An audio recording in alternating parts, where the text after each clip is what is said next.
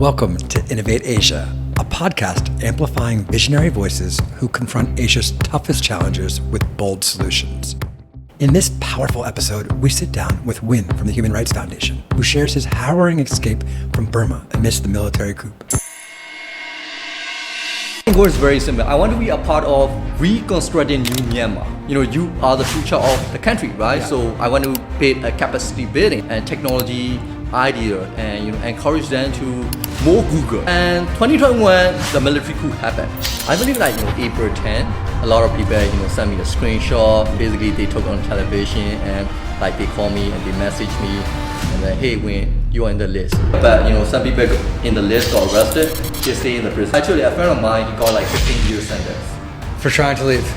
Yeah, just being in the list, and now 15 years sentence. Crossed a very strong river. It was super dangerous. It was midnight and no electricity, no light, and no KYC activities. It is not a legal activity at all. If you fall into water, river, or I don't know, something happened along the way, I cannot imagine. One of the scariest moments in my life. But you were willing to do this because the alternative was torture and possibly being killed. I think my idea is very simple. I will fight, but I'm not going to surrender. So the best way to continue fight, or the best way to make impact, you survive and you have a freedom. Picture this. In 2021, you're 27 years old, Burmese citizen living in Myanmar. You've amassed a 500,000 person follower for your lifestyle brand. And just like that, in an instant, your bank accounts are closed and now you're on the military's wanted list, fighting for your life. Today, I'm here with Wynn Koko Aung, sitting in front of me, a Burmese activist who escaped persecution and used Bitcoin as a lifeline to safety. For context, in 2021, Burma experienced a military coup and a banking collapse, and there was societal chaos. So today, we sit here with activists and Human Rights Foundation worker, employee, Wynn Koko Aung. Thanks for coming. Hey Jimmy, good to be back here as always. Cool, man. So how do you feel being back here in Northern Thailand and the Bitcoin Center?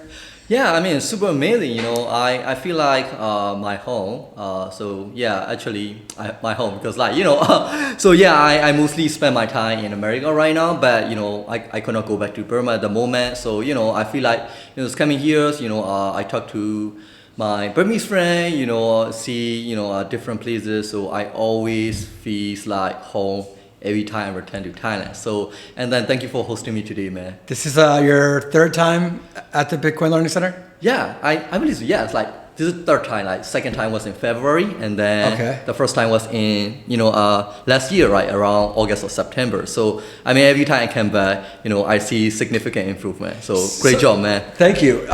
It's a team effort. So try to tell the audience or the listener or the viewer what it's like here. What is this like? This Bitcoin building and the Bitcoin Learning Center from your experience since you started coming in 2024 until today?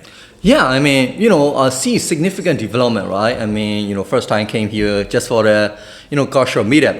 I think, we organized, at the time you were in America, we kind of vice versa, right? I came here and you go back to the state for Bitcoin conference. And yeah, we organized for a small Bitcoin event, with targeted for a Burmese community because we know the answer.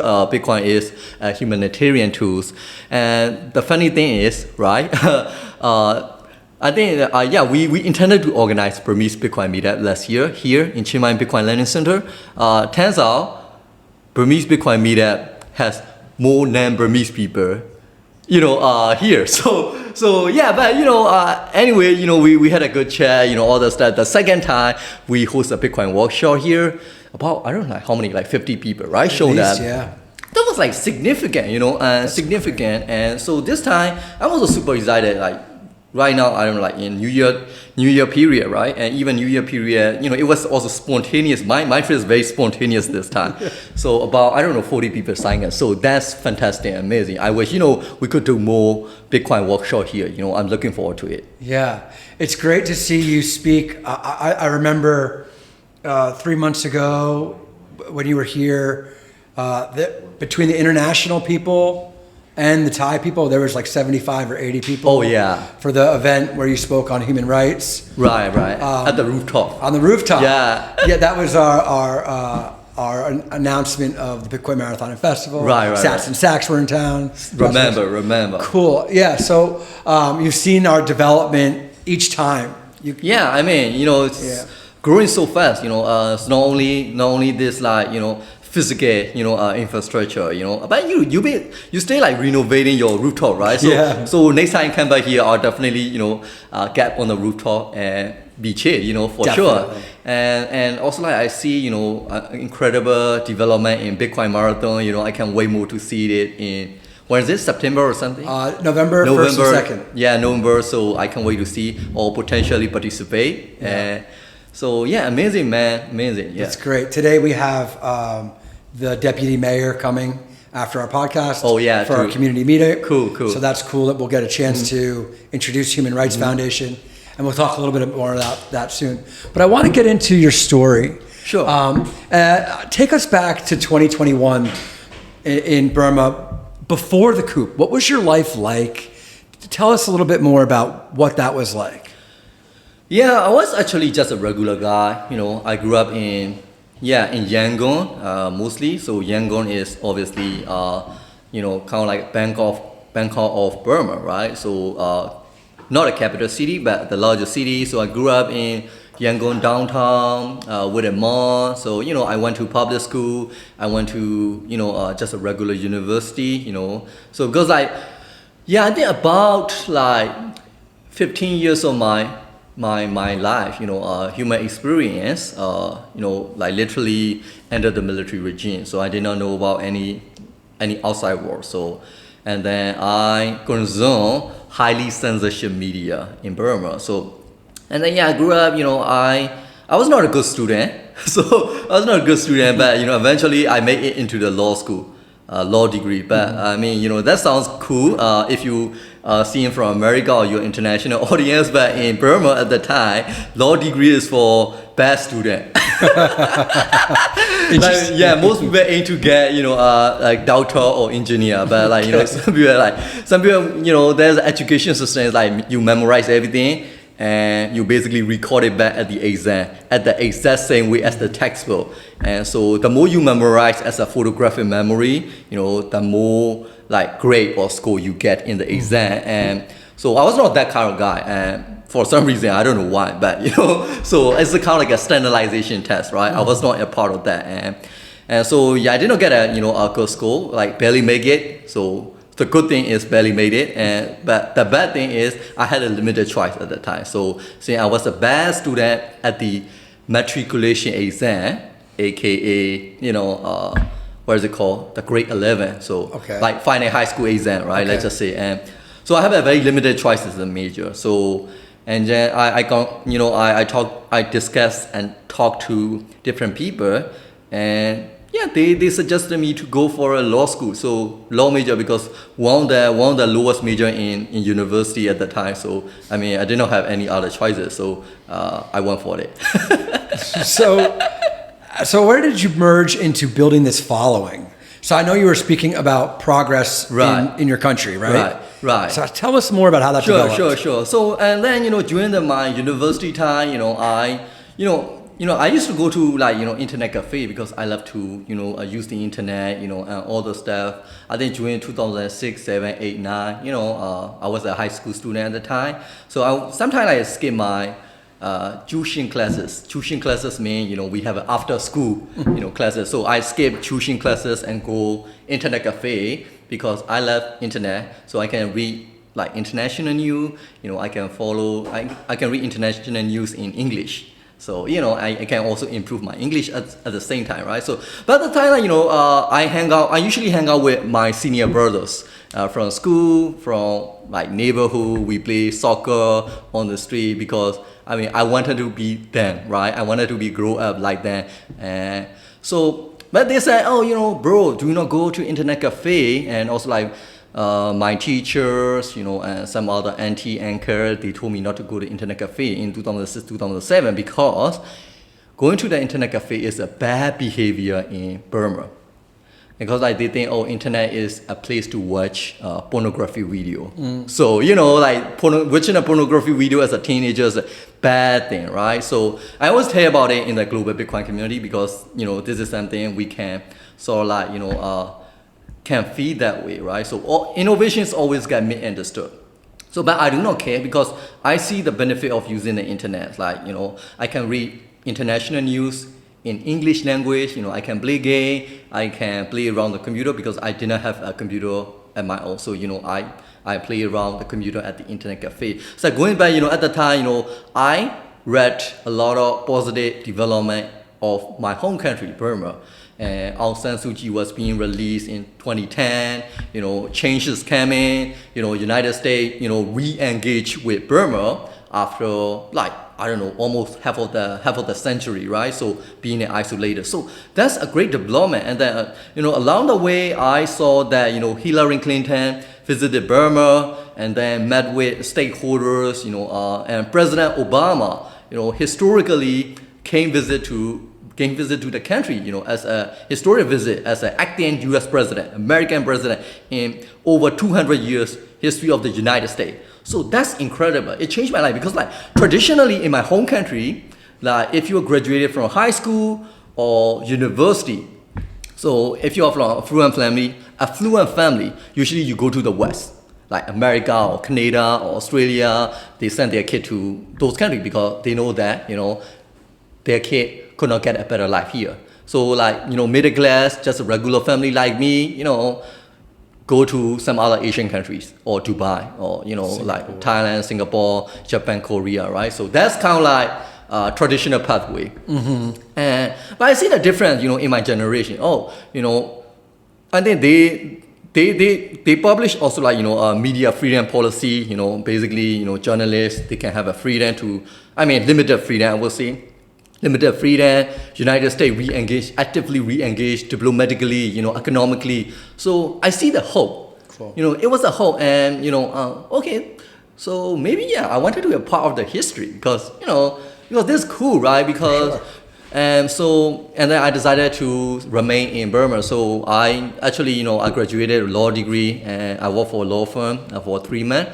And I hate it, like totally hate it 100%. So for various reasons, and so I quit my job and then pursue like tech startup. In at the time we have kind of like online shopping company. So I work for them as a marketing manager. All those steps. So yeah, that's incredible. And then in 2018 I received, and also I met with I participated with town hall debate with President Obama in 2014. So yeah, it was incredible. So super inspired about it.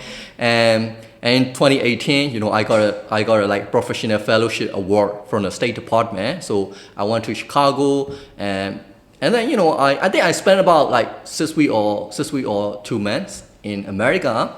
And for the first time, it was the first time.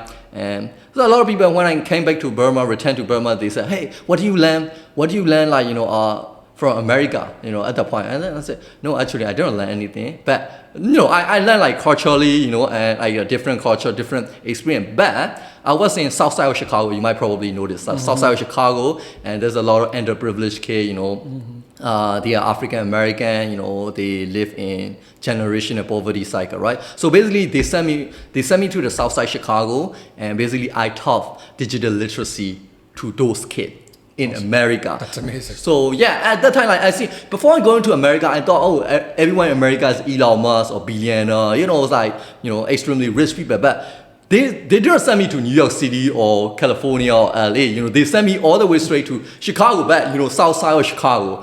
And yeah, Chicago is like great, amazing, a lot of skyscraper, great infrastructure. But Southside Chicago is a different story. Sure. It's not so much different than Burma. Yeah, also they grew up in America. They speak English with, American accent, but being an American citizen. But like most of them, they do not have an internet at home in 2018. They do not have internet at home. They do not have computer. So which is why they take note with the pencil on the paper. So that I witnessed the first-hand experience of huge inequality in America. I returned to country, basically, I basically share my, digital literacy, digital empowerment to young people across the country. And some of my projects like basically gotten viral on internet and social media, and then I became basically, get a follower, from various part of the country in 2018, and then 2020. I decided to publish a book about how we should think about 21st century scale, even though we are living in Burma, right? Because I totally get for average Burmese young generation like me, because we couldn't afford to go to America, so we're gonna have to do something great in the country. So so that's why I wrote about personal development, consider digital education, digital learning skill, digital tech savvy skill, all the stuff in the book, and it became one of the best-selling book in 2020. So is that how the brand built? Right. So it was and gradually from 2019, 2020. And then, within 2 years, I basically got this huge following. Yeah, have 500,000 followers, right? So huge. And so what platform was this on? Yeah, 100%, mostly on Facebook. Facebook, because Facebook is the internet in my country. Right. I think I read recently here on Grok, 91% of Thai people use Facebook. Right. So I mean, it's probably similar. Right. Same. We're pretty close to the border. If you're watching, we're only a few hours. If you fly straight like a bird, it's pretty close to here. That's fascinating. So tell me, so a few of these things go viral. You're writing a book, and you're speaking out on 21st century ideology, how to make the country more progressive, bring it into the times.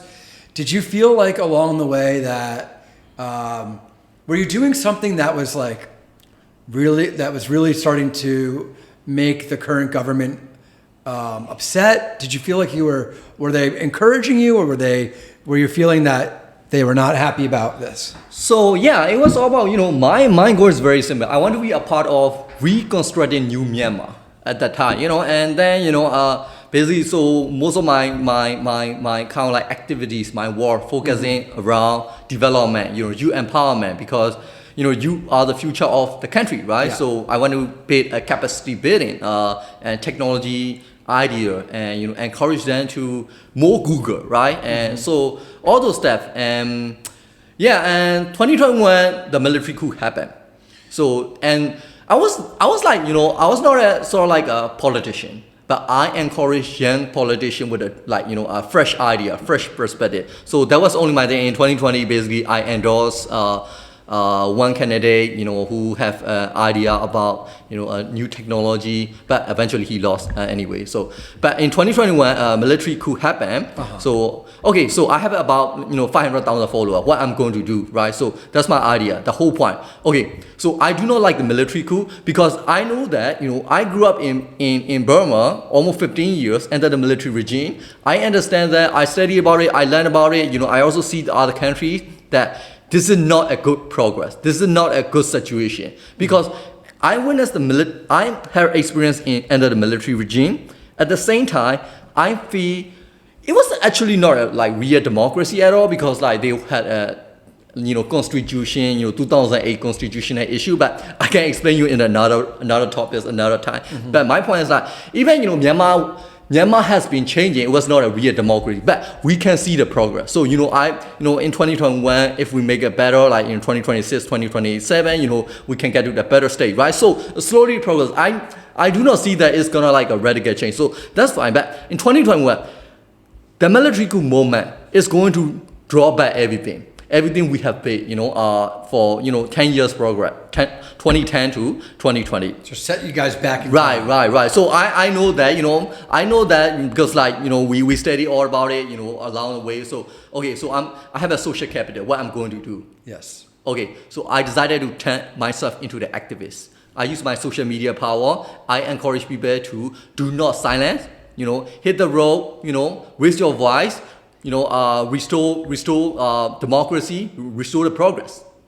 Wait, wow. So explain this again to me, so I understand. You turned yourself in as an activist? Yes. To the new military that took over, the junta or Yes. junta. Junta, yeah, military junta, yeah. So when that happened, you turned yourself in. You said, "Hey, you don't want to get killed by these people. Okay, I understand you don't like it." Right. And now, what happened after that? Yeah, so I basically encourage my social media followers, and obviously, of course, non-violence way, hit to the road, raise a voice, do protest because this is Do or don't? Huh? Do protest. Do protest. Non-violence way. Non-violence. Non-violence. Right? So because this is a practice of democracy, Yeah. we do not like it because we do not want to accept that progress going back to the 15 years ago, right? We want to see the positive progress. Sure. We do not want to see the negative progress, right? Yeah. So this is the way, and I basically use my social media because I live in Yangon, right? So I cannot go to other places during that time. So and I personally also go out in Yangon, join with the other movement leaders, and we basically and also at the same time I have other platforms like Twitter, LinkedIn. So I also post video footages. I share them with the international media, so that way they can see what's going on the ground, what's going in the country. So that's what I did in 2021. I never regret about it. Okay, so at what point were they like, we have to turn this Wynn guy off? Right. So it was in April 2021. So about 4 years ago. Exactly about 4 years ago. And yeah, I found myself because I didn't watch television, but like a lot of my followers at that point, because like we have a national news like every day 7 to 8 p.m. in the evening. Mm-hmm. So after the national news, they usually publish the wanted person list. It's like they basically charge penal code 505A, which basically means the individual destabilize the region. So for charging destabilize the region and broadcasting the fake news. So that is the major charge.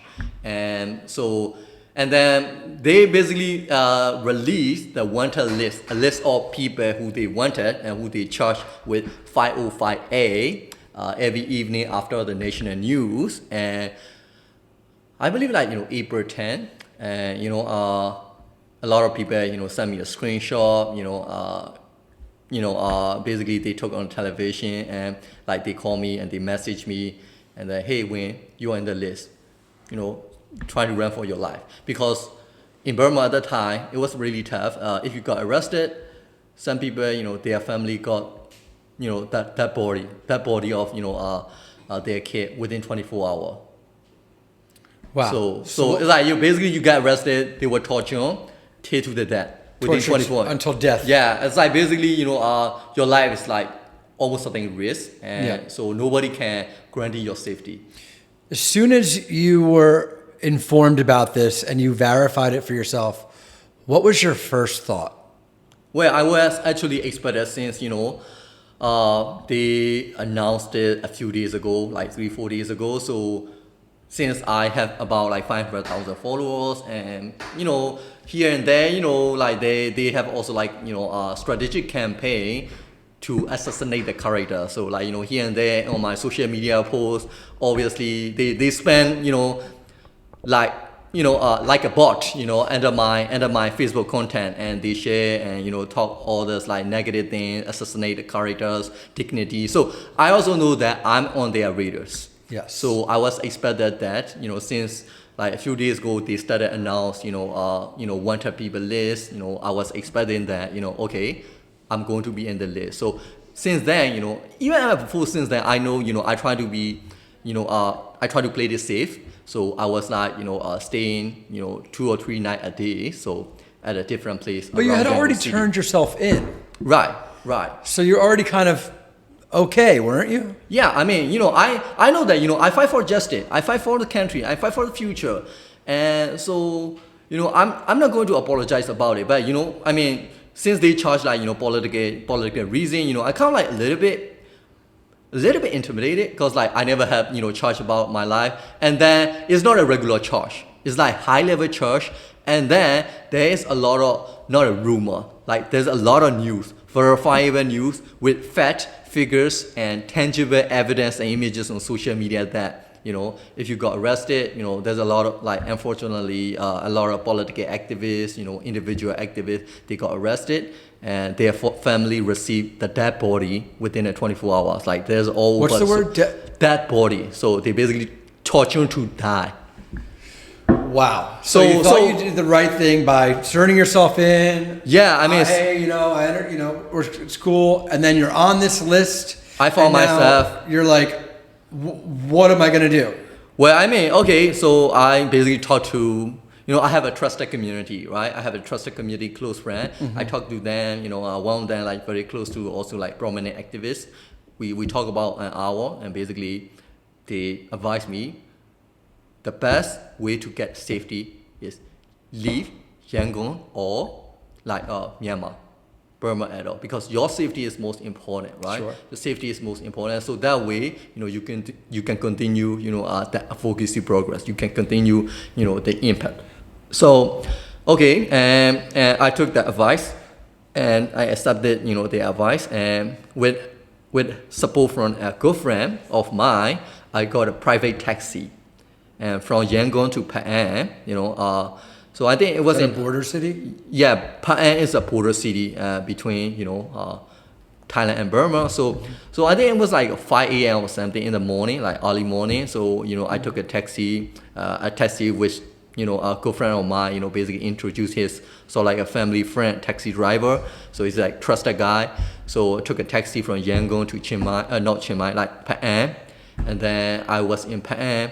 And then, like usually people from Burma, they immigrate to like Thailand, crossing the land border for a better job opportunity. So in Phang, I contacted to that guy. That guy is a professional, I would say, smuggler, right? Mm-hmm. So basically, okay, I contact with him, and then I basically pretend like... Wait, hold on. So at this time, did you still have access to your bank account? Oh yeah, at that point, no. No? Yeah, the point. So when did you realize they seized my bank accounts? So I use about like 6 different Burmese bank, and obviously I use like mobile app, right, on my phone, and then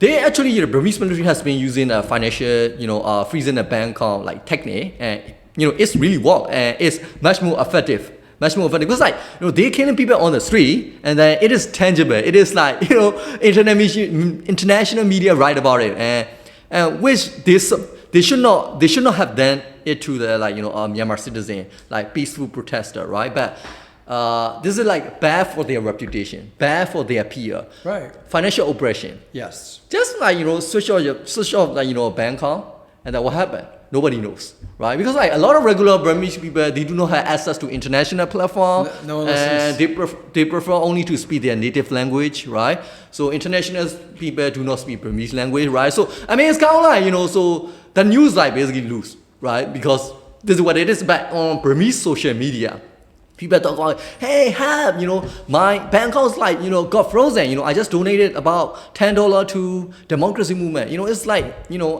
how do I get it back? Because like I have like significant saving in the bank account. But I mean, the point is like, so I also noticed, they use this strategy, right? Mm-hmm. They use this strategy to basically silence the people. And so, yeah, and at the point in Phang, I already lost my bank account because I think, even before I think a day or two before I get into the wanted list, and I noticed something is not right with my mobile banking. So when I try to access my bank, like usually I have, sort of like, a finger, because at the time I do not use with a face sensor phone, my iPhone, like thumbprint. Yeah, like thumbprint. Yeah. So when I thumbprint that, they basically say, oh, you cannot access, your bank account. Like they show them one inside. It's not only one bank account.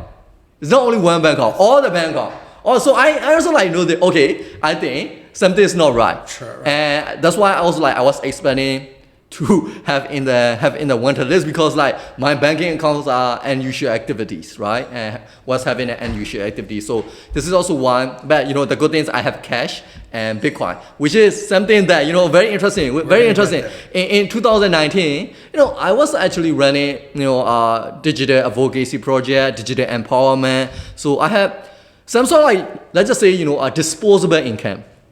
Disposable income, you know, in the country, right? So I was thinking, but the problem is I'm not rich enough to invest in real estate because like in Burma, it's not like in America, they do not have 30-year mortgages, you know, all that stuff. So I'm not that rich. I'm not that rich to pay like, you know, the entire down payment for real estate to preserve my economic energy, right? I know that Myanmar Kyat, which is Myanmar fiat currency, has been, you know, devaluing like, you know, melting ice cube, right? Melting ice cube, you know, over the time. And so, you know, and then, you know, a friend of mine, you know, he's basically, hey, why do you not try crypto? Like, he said crypto. Like, I was a crypto guy once upon a time. You know, trust me, I was a crypto guy. You hear it right. You hear it right. I was not a Bitcoin. I mean, yeah, Bitcoin is a part of that, but I was a crypto generally. So I say, you know, why don't you come like invest in cryptocurrency? Because like we don't have like we have like stock market, but the stock market is literally not working. I mean, just a stock market, right? Yeah. And then, you know, U.S. stock market is like one of the strongest like stock market, you know, in the world. No access. Yeah, we do not have like privilege to access even, it's not only U.S., like we do not have access to Thai stock market, right? So how can we like preserve, right? So I cannot like access to stock market. I cannot access to real estate. I do not want to buy gold. Right. Well, personally, I do not think, you know, it makes sense to buy the gold because like, it's a, you know, physical and buy a little, very premium and little stuff and it's no utility, right? No utility. So which is why a friend of mine say, hey, you know, why don't you get into cryptocurrency? And he explained like, oh yeah, at that point like I actually learned about cryptocurrency, but I thought crypto is for criminal. I thought crypto is for criminal because like I Googled about it, but you know, sometimes search engines tend to be how do I say, you know, not provide you accurate information. But I didn't know about it, you know, but later I learned about it. But at the point I read, you know, mainstream US media in English language and they said, oh, you know, Bitcoin is for criminals. So that's why I did not touch about it. Oh, maybe, you know, I don't want to be a part of that criminal network, criminal activity. So, you know, so, but my friends said, hey, you know, like, you know, they are fake, you know, so just, you know, put your money into Bitcoin because like they have a price volatility, but you know eventually they use a better technology. You know, he also explained me about why Bitcoin is not for criminal, but he didn't explain me about human rights perspective. He said it's not like it's not the entire truth about you know mainstream media talking about Bitcoin, you know, or other stuff. Okay, then said okay, then you know let's try it out. And then you know I think I diversify because you know diversify is like safe, and so yeah, crypto, you know, all the main coin because like my friend also, you know, gave me a financial advice that oh, you know, all this like crypto, if you buy low and then at some point they will get high and you can sell and make more fiat money. So I buy a few meme coins, altcoin, stable coin, and obviously Bitcoin as well. So I think I used Binance at the time. So that's like my Bitcoin, maybe, yeah, Bitcoin journey, but I started as a crypto guy. And they didn't turn off your Binance. Yeah, so yes, going back to this, you know, financial operation conversation. So, yeah, I lost access to my bank account via mobile app. So, you know, I noticed that something wrong to my personal information. And then a few days later, I got into wanted list and I left Yangon for Pan, and then I have cash. And I have Binance, you know, I have Bitcoin plus crypto plus stablecoin in my Binance. Okay. And so they were my lifeline. Cash, Bitcoin plus crypto plus, you know, stablecoin. So when you got to the border, tell us, did you have a backpack with some clothes? You had your phone? How did you have access to your Binance? Yeah, and so I have phone, you know, but there was a limited internet at the time because like the Burmese military cut off the internet, you know, like if you go out, you know, if you go out from your home, you know, you are on your own way, you know, because like at home you have Wi-Fi network at least, right?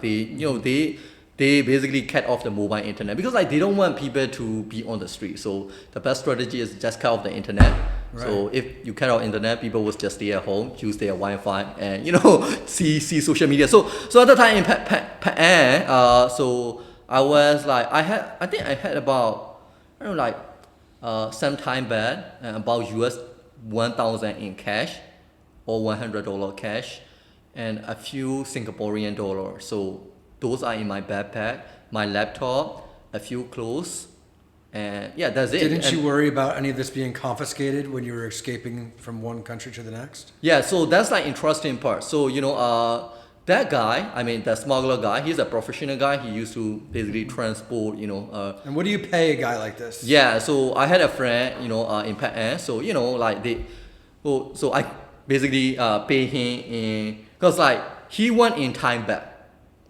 He do not want in Myanmar check. Right. He even know about He definitely doesn't want fiat that. currency. Like he doesn't want, like he want a better fiat currency, right? Because like I mean in Thailand a lot of people say, oh I don't want time, but in Burma like time fiat is like superior, one of the superior financial assets. So he do not want Myanmar check. He want. And also, he do not want to accept US dollar for some reason. I don't know. So I mean, I have 1,000 USD, but a few like a time back, and like it was about like $600 worth of time back. Really? No, 600 USD. 600 But I do not have enough, like 600 USD worth of time back at the time. But he also doesn't want to accept in USD. Okay. So that's getting a point, right? Those currency do not speak each other. Those currencies do not speak other. Myanmar chair do not speak time back, and time back do not speak Myanmar chair, and US dollar do not speak time back and Myanmar chair. So like they hate each other. They do not speak each other. So this is like 15,000, 17,000. yeah, something like that. So yeah, I mean that's a very tragic, because like people from village area, rural area, like they sold everything for $600, $700. And there's no money exchange or anything like yeah, this. and so they are like non-negotiable. They do not accept multiple currency. Obviously, they do not also accept Visa, Master, right? Holy shit. How short were you? How short were you of the 600 US? Yeah, so Like, did you have 500, 400? yeah, I think no. In time back I have about 300 something. Around that time. I don't So you had remember half? exactly. Yeah, about half. So I talked to my friend, and then he said, okay, I can help you financially. So yeah, I don't know anything, but I can pay you. I can pay you in crypto. I said. Really? That guy interested. Oh, where's crypto? And then I basically, The smuggler?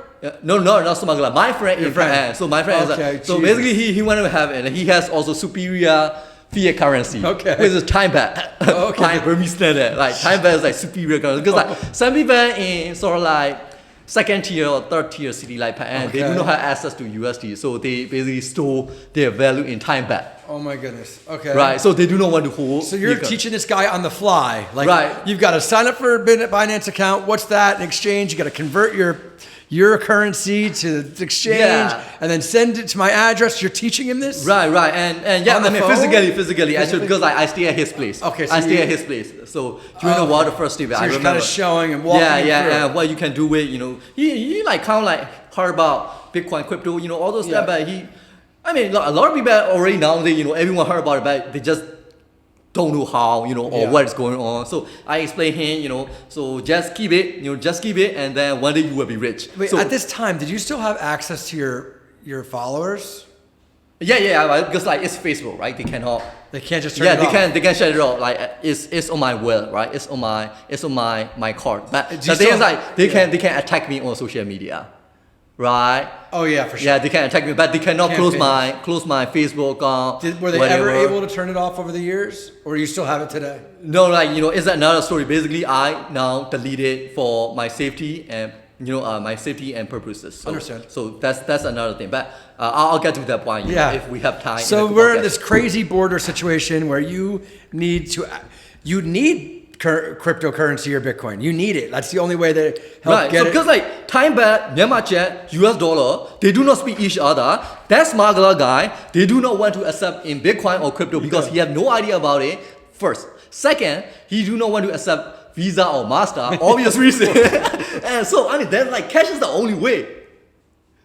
I don't know what to say, this is like criminal situation, but cash is the only way to transact the value, you know, at that point, because he doesn't want to accept, you know, cryptocurrency or Bitcoin or like Visa, Master, right? But I'm getting to this point, like, I'm like talking with a friend, you know, I'm convincing him, hey, you know, I have like, you know, a stable coin, Bitcoin, and, you know, a cryptocurrency, do you want to accept it? And then, you know, you can pay it back to, I don't know, Smuggler. And then he said, okay, that's fine, you know, he actually willing to help, you know, even willing to help for free, and now he get it like a cryptocurrency and Bitcoin, you know, all this stuff. Oh yeah, you know, just give it to me. So I basically share like mostly stable coin and some Bitcoin and some cryptocurrency. Do you remember which stable coin it was?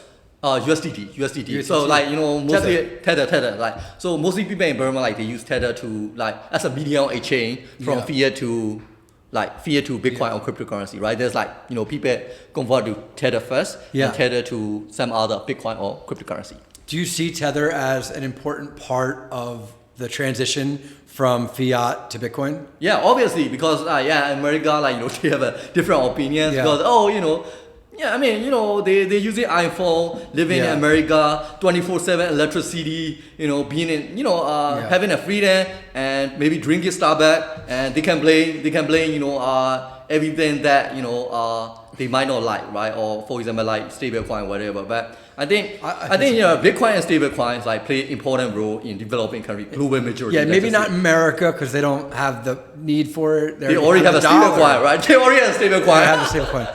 Fascinating. So okay, so now you're crossing the border, and what's your plan?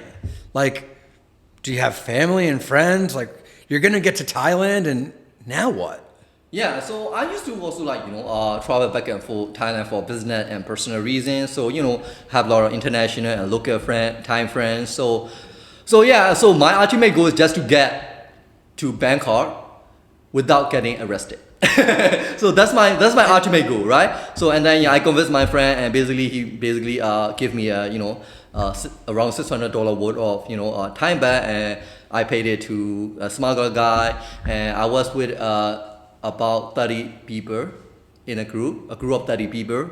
So most of them are from Bago region, which is a part of the rural region. Yeah, I interview them, you know, I also like, you know, basically have to create my fake identity. I say, oh, I'm from like Donggua Township, which is, you know, rural area in Yangon region. Like a farmer or something? Yeah, a farmer or something. Hey, I want to get a job in Thailand. So I have to like, you know, create a fake narrative, fake sort of identity. And yeah, I interview them. Most of them are from like the Nilai region, Bago region, and they basically come from rural area. They said, oh, you know, the political crisis, you know, we do not want to like, you know, live in the country. So that's why like we immigrated to, they also have their Burmese friend over there. So, you know, they said they have a job, came over here, so they saw everything, and, you know, trying to move to Thailand, crossing the border. And so I was with them, about 30 people. And I think we crossed the border, like crossed the river. I forgot the name of the river.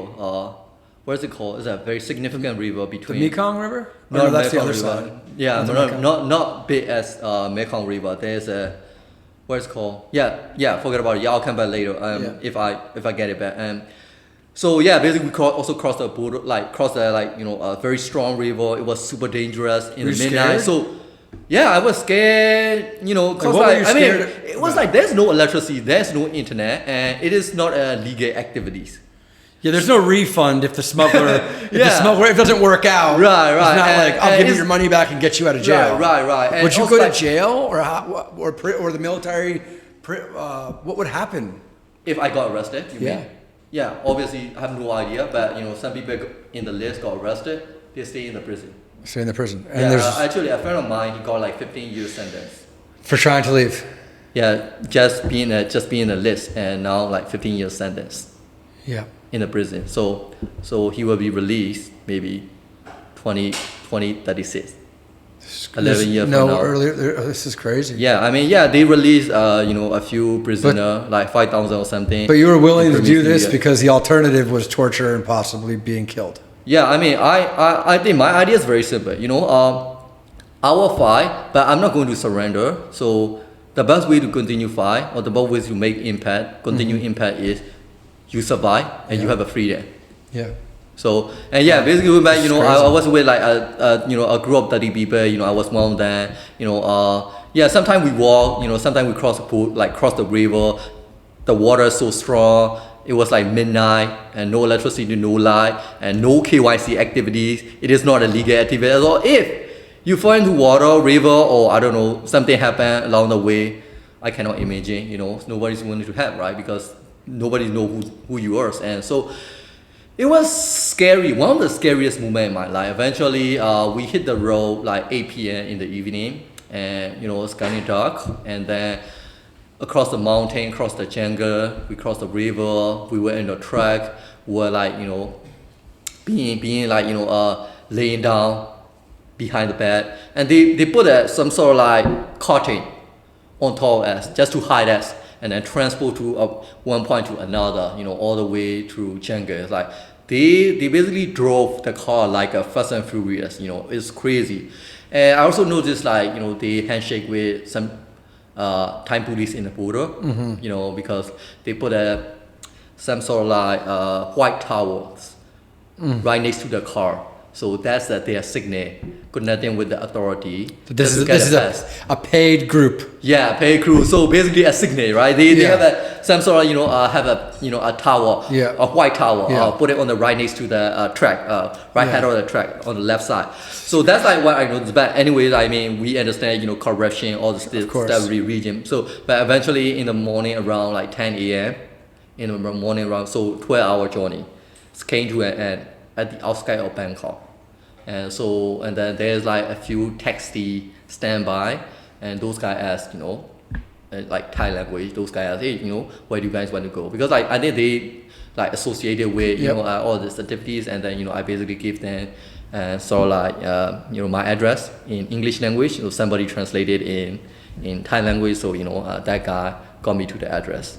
And then the rest is like became a history. So I basically got here about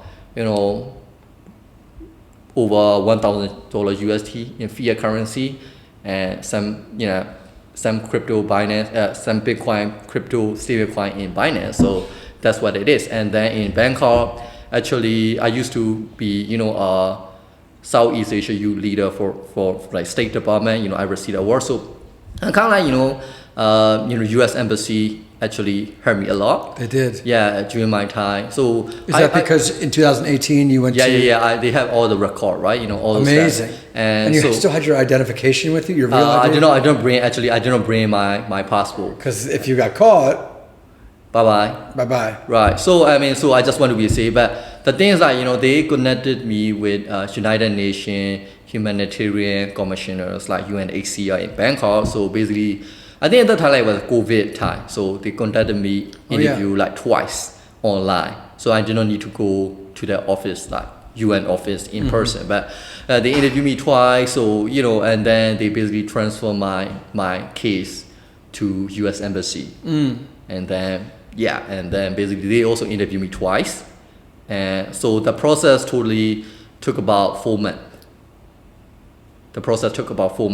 Wow. And so, but compared to other people, I feel privileged, and I also acknowledge that it was extremely fast, and it was, I believe, expedite process. And so, were you worried when you got to so you're going to America, right? Yeah. Were you worried when even though they said you have special documents, but you have no passport, that when you went to immigration, how when we all go to immigration, we're always a little worried. Like even me, right. I got nothing wrong, but like, were you scared that someone would send you back? Right. So before getting into this conversation, I wanted to highlight one interesting story that how I get back my passport, because I have my Myanmar national identification, but it is not in the English language. Okay. National identification card. It is not in English language, obviously in Burmese. So obviously they don't understand about it, right? So I need to have I think UNHCR told me I need to have a passport basically to verify basically me, because they trust me, but the process cannot trust me, right? Correct. So the process at the time, like a lot of my Burmese friends also coming out of the country, take a flight, get to Bangkok, with education visa and all those stuff, maybe tourism visa. And I asked a lot of my friends, and hey, can you help me to get my passport at my apartment? And I mean, I totally understand, everyone sort of like, oh, I'm feel sorry about it, I could not help, and they also like scared about the situation. And also like, for like, legal perspective, legally speaking. They don't want to be an accomplice. Yeah, and getting, other person like a passport, going through the international airport is basically illegal activities. Wow. So by international standard, but I mean, it's my case like very unique, right? So I need to sort of like somebody to help me out of this situation because like UNHCR, they told me, okay, we trust you, we want to help you, but the problem is some people like their decision maker cannot verify me, right? I mean, it's like simple, justifiable. So, but the good thing is I have a very very good friend. He is a foreigner and foreign from Western country, let's just say. So. And the interesting thing in Yangon airport, they investigate Myanmar people who is going abroad, right? They like rigorously search and investigate their belonging, ask very rigorous question. So to get their intention, right? Yeah. Right. So, but for foreigners, especially you are Westerner, they don't ask you question.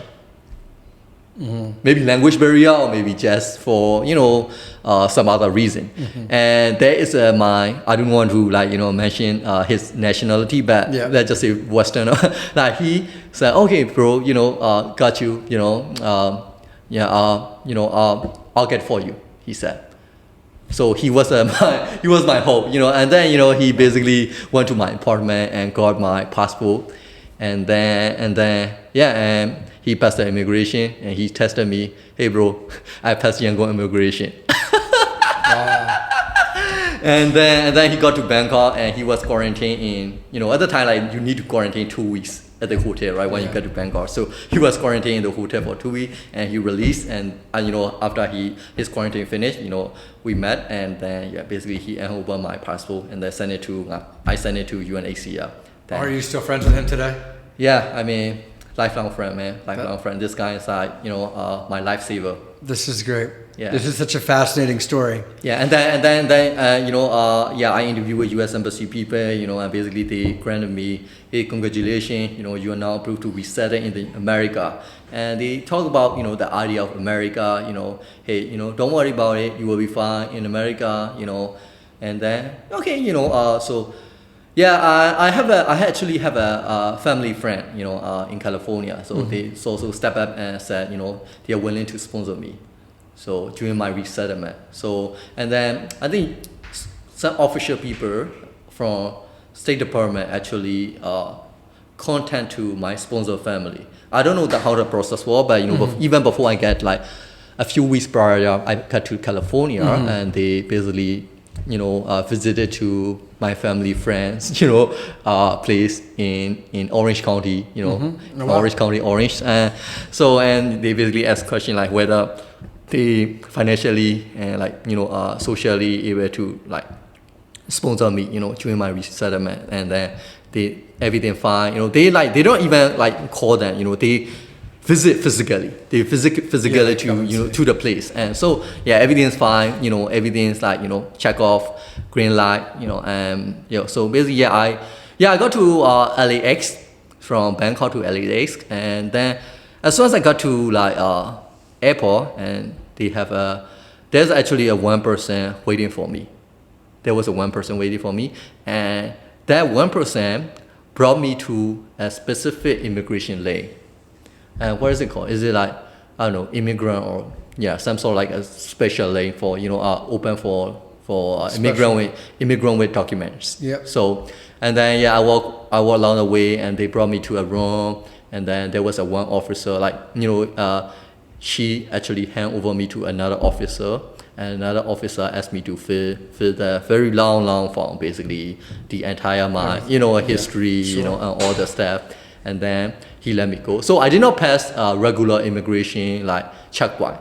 So they brought me to a different place, a different route. So I had no experience about question, very rigorous question or anything like that. They just brought me to the room and then they already prepare everything. They prepare everything. So they gave me a form and let me fill everything. And it's about 20 minutes and then I left the room and then my family was waiting for me at the airport.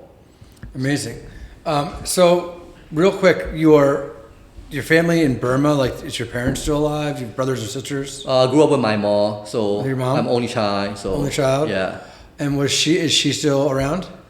Yeah, I mean, she left Yangon, so. But is she still in Burma? Yeah, she left. She's still in Burma, but so yeah. So I mean, basically, they Like, were you in contact with her through yeah this they process? basically detained my mom for a night. Oh, wow. But the good thing is that my mom friend's husband knows somebody in power, Yeah, right? yeah, So basically, my mom like promised that okay, he got to America, he's not going to involve in this kind of like activities, in Burmese language, he's going to stop, his social media activism, and all the stuff, which is the primary reason that, I deleted my Facebook page. I see. This is crazy. So we have about 10 minutes left. I want to segue. Thank you for this story. Right. This is incredible. Thank you for giving me an opportunity to speak, man. For sure, your message is important. I want to quickly get to how did you connect with the HRF, and which stands for the Human Rights Foundation, and you've been working there now for how long? Almost 2 years. 2 years. Almost 2 years. Yeah. Quickly, just share with me how that connection started, and when you became part of the Financial Freedom Division. Yeah, I mean, like Bitcoin bit actually. I mean, yeah, I was a crypto guy at the time, but later I basically study, Bitcoin and what's like cryptocurrency, right? What's different, why Bitcoin different to cryptocurrency? Yeah. And my early days in America actually is not smooth, immigrant life. I was a McDonald's guy, I was a cashier, I was a Starbucks barista, and I was also like a cashier at the CVS. And also like CVS like 7-Eleven equivalent, right? And Stater Brothers like I push in a shopping cart at this Stater whatever Brothers. you had to do. Yeah, Uber guy and also sushi guy. So I mean immigrant experience. I never thought about it, but like at the time, I mean, it was actually ego destroying journey, right? Because like in Burma, like a lot of young people know me, I was the best-selling author in America. Nobody know about it. I mean, like it's fair because like they don't even know Burma, right? So yeah, they don't even know what that is. They don't even know Burma. So I mean, like I was an Uber guy. I drive for Amazon, all those stuff. So it was an ego destroying journey. At the same time, I was like studying Bitcoin all the time. And study Bitcoin and what is cryptocurrency, right? And then I noticed, Alex Gladstein, and he's a very open-minded guy. You can reach out him on like Twitter or other social media. He respond your message, very very quick. And so I reach out him, and he is actually also supported Burma, early days in Burma as well. So we get along with him. I also learned a lot about Bitcoin and human rights from him as well, because like I did Bitcoin and human rights activities, but I did not realize I did. Right. But I was like having a conversation with him, and I truly inspired his work, because like he also said some like challenges in America that he encountered during having a Bitcoin technology conversation with some other prominent like American people, and then like I'm like super excited and motivated. I inspire him, so I was inspiring him. So like okay, so and then I basically asked for opportunity, and then proof of work, yeah. So it happened. This is wild. So yeah, it's been 2 years, getting along with HR team, financial freedom team. So because as an immigrant in America, I see something very very different in American society about their understanding on Bitcoin and some other cryptocurrency technology. Yeah, let's quickly touch on that. So the universities, so we talked yesterday briefly how we're starting to work with universities. They're very receptive to us going there, talk about what Bitcoin and blockchain is, the differences. When I mentioned that to you, you told me your experience during business hours with the university is totally different. Yeah, I mean, so it's actually hard to explain, because like, I'm like just random guy from Burma, or like very little known country, right? And Like they are American who grew up most of their life in America. Most of them who highly criticized to Bitcoin technology, they have never even lived for a month in developing countries or country in authoritarian regions. So, I mean, America is not perfect because I know that, I've been to America in 2018. Since then, I know that America is not perfect, but, there's something, you can do, you can make a difference in America because, there's some sort of like, I feel, energy and culture kind of stuff, but the point is like, most people, they think, especially in, academia industry, I was also in Georgetown for a year, and I talked to different people, from student to just a regular people to high-level professor in various settings, and almost everyone disagree with me on my Bitcoin stance or my understanding on Bitcoin because some people think they hold a like a prestigious degree from prestigious university, and what degree do you hold? That was their sort of like argument, and to me, I'm just a random guy. I graduated from Burma. Obviously, I grew up most of my time in Burma. And so, I don't have this kind of privilege. And if you speak to the guy in Africa, if you speak to the person in Afghanistan, Sudan, or Middle East, or Venezuela, they will speak the same language as me about Bitcoin because they understand about the power of Bitcoin technology. You cannot manipulate it. Open source, censorship resistant, humanitarian, technology. But in America, I mean, your USD is already a stablecoin, so world reserve currency. So if you speak to regular people in America, they might speak the same language as people in American mainstream media. Right. But if you speak to me or some guy in Nigeria, some guy in Sudan, Afghanistan, Ethiopia, Zimbabwe, Venezuela, Bolivia, they will speak as me. So I think our experience relevant to global majority more than a just random guy from America, because just random guy from America make more money than probably 90% of the world. 90% of the world. So that's my point, right? That's my point. So I encounter different. So I think there's some sort of like ego resistant. I would say ego resistant in sort of like exclusive community or exclusive environment. They said, what degree do you hold? Why should we believe in your sort of like argument? Because you're an immigrant. Oh, you should not support like Bitcoin technology. Bitcoin technology is for MAGA movement. That's what like somebody told straight to my face after the recent election. They said, oh, it's good for you. Even though you're an immigrant, you should not support like Bitcoin because Bitcoin is for MAGA.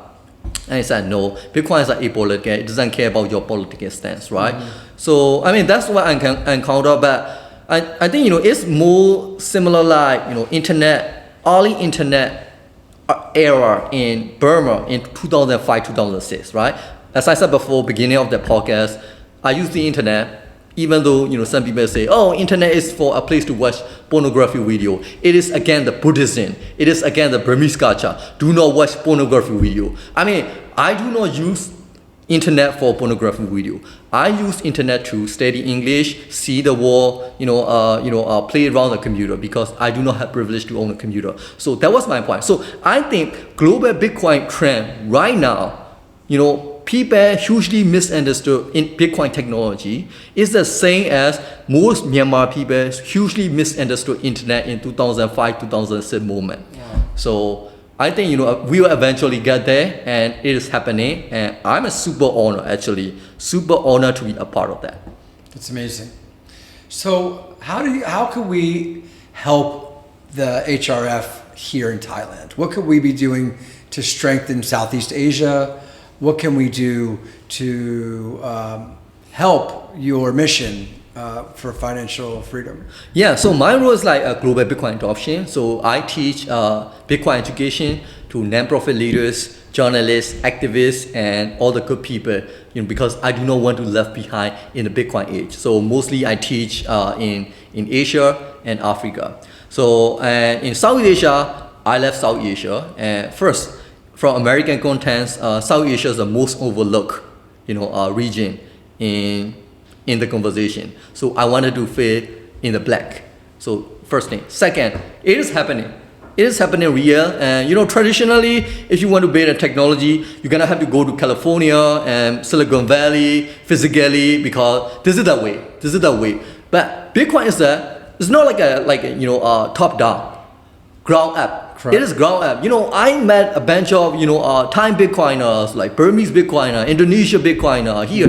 They study online, YouTube, like Ace, Nostr, they study on their own, and they are running their own community and they are developing their technology, and people like you also empowering those people. So it's incredible, it's happening, but for some reason it's being overlooked because of maybe culturally or diplomatically. So but I grew up here, I understand about people here has like capable, they have a merit, they have skill, they can build incredible Bitcoin technology on their own and make a better impact in their own community. So I think Southeast Asia is an important region for a global Bitcoin adoption, and in terms of population, in terms of like tech savvy smartphone adoption, right? So we actually Southeast Asia ASEAN region lead in like smartphone adoption, internet penetration. So we will do the same. I hope, I believe, we will do the same in Bitcoin adoption. So I think Southeast Asia is the most important region for global Bitcoin community. So please pay attention to that. If you are not living in Southeast Asia, you're watching this podcast in America. So it's extremely important, which is why